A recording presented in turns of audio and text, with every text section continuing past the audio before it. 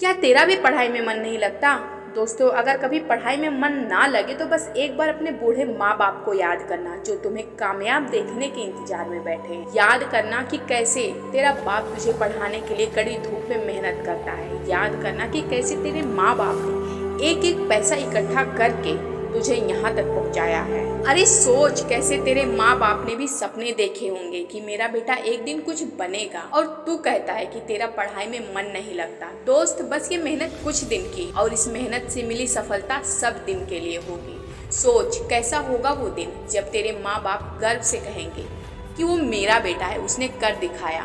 तो दिखा दे सबको। जिन पड़ोसियों ने, रिश्तेदारों ने उस समय तुझ पे उंगली उठाई जब तू उस लायक नहीं था, तो अब उठ और मेहनत कर। सफलता की पहली सीढ़ी होती है शिक्षा। तो भाई एक बार गांठ बांध लो, पढ़ाई तो करनी पड़ेगी। अगर तू एक सफल इंसान बनना चाहता है और अपने बूढ़े माँ बाप का सपना पूरा करना चाहता है और उनकी आंखों में खुशी के आंसू देखना चाहता है, तो पढ़ाई तो करनी पड़ेगी मेरे दोस्त।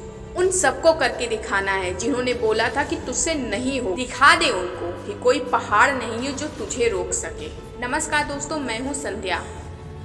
स्वागत है आपका हमारे चैनल आइए मोटिवेटेड में। आज मैं बताऊंगी कि पढ़ाई में मन कैसे लगाना है और किस वजह से आपका मन भटक रहा है। तो इस वीडियो के लास्ट तक जरूर बने रहे।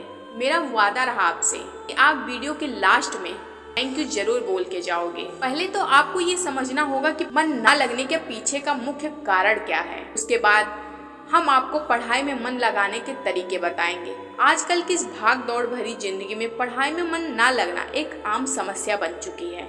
आजकल लोग नेचर अर्थात प्रकृति से इतनी दूर जा रहे हैं कि उनका किसी भी काम में मन नहीं लगता।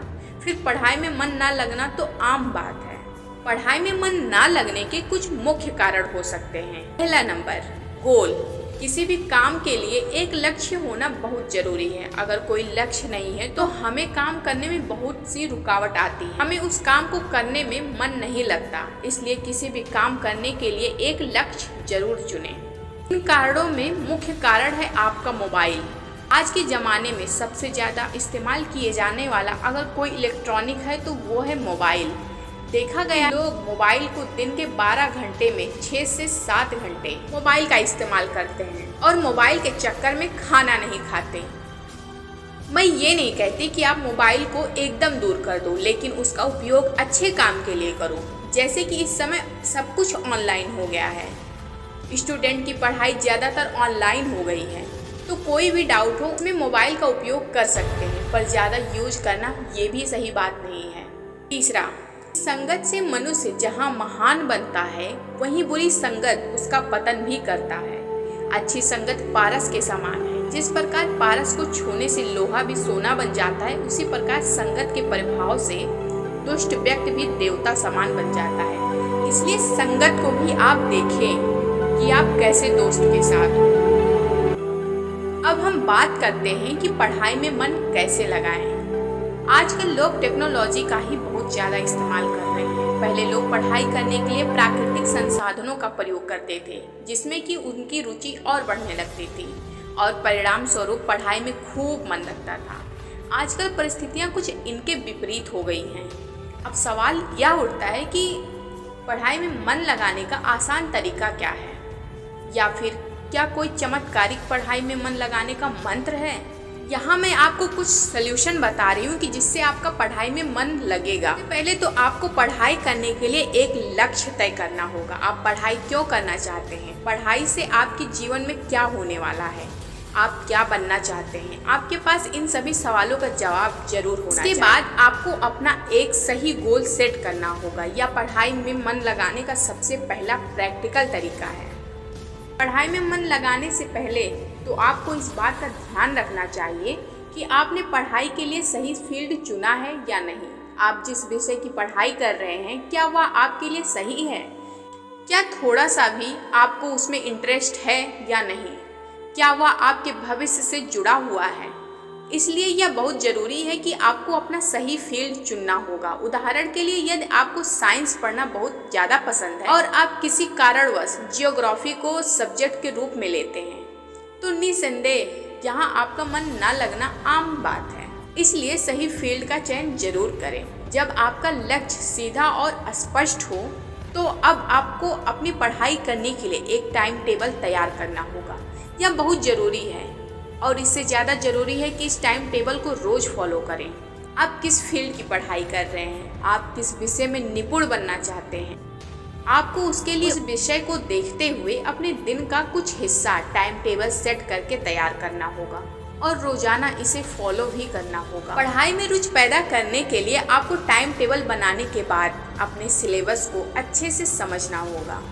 आप किस कोर्स की पढ़ाई कर रहे हैं, वह कोर्स या उस कक्षा का सिलेबस आपको अच्छे से समझना होगा। उसको समझते हुए हर एक टॉपिक का टाइम टेबल तैयार करें। इसके लिए आप सबसे पहले सरल टॉपिक्स को एक तरफ रख सकते हैं और कठिन टॉपिक्स को दूसरी तरफ। ये सब करने से आपको पढ़ने में और भी ज्यादा इंटरेस्ट आने लगेगा। यदि आप किसी गंदी जगह पर या शोर शराबे में या गलत संगति के बीच में पढ़ाई करने की कोशिश कर रहे हैं तो जाहिर सी बात है पढ़ाई में आपका मन नहीं लगेगा। इसलिए यह बहुत ज़रूरी है कि आपको पढ़ाई में सही से मन लगाने के लिए सही जगह का चुनाव करना। आपको शांत वातावरण ढूंढना, खुले हवादार कमरे में आपको पढ़ाई करनी चाहिए या प्रकृति के बीच पढ़ाई कर सकते हैं। यह आपके मन को बहुत ज़्यादा प्रभावित कर सकता है। जब कभी आपका पढ़ाई में मन नहीं लग रहा हो आप अपने आप को तुरंत मोटिवेट करना शुरू कर दें। आप अपनी पिछली कामयाबी को देखकर अपने आप को मोटिवेट कर सकते हैं। अपने बड़े बड़े सपनों के बारे में सोचकर अपने आप को मोटिवेट कर सकते हैं। खुद को मोटिवेट करने के लिए आप अपने फील्ड में सफल हुए लोगों की बायोग्राफी भी पढ़ सकते हैं। इसलिए यह बहुत जरूरी है कि मन लगाने के लिए आप अपने आप को मोटिवेट करते रहें। अगर आप चाहें तो हमारे मोटिवेशनल वीडियोस को देखकर आप मोटिवेट हो सकते हैं। इस बात आपको सबसे विशेष ध्यान रखना चाहिए कि पढ़ाई करने का तरीका क्या है। कई लोग बिस्तर पर पढ़ाई करने लगते हैं तो कुछ लोग सोते सोते किताब खोल देते, जो कि बिल्कुल ही गलत है। आपको पढ़ाई करने के लिए स्पेशल चेयर पर बैठकर टेबल के सामने अपने आप को ऐसा फील कराना चाहिए कि मैं पढ़ाई करने के लिए तैयार हो चुका और जहाँ मैं बैठा हूँ वह केवल पढ़ाई करने का स्थान है। इसलिए आपको पढ़ाई करने का सही तरीका जरूर मालूम होना चाहिए।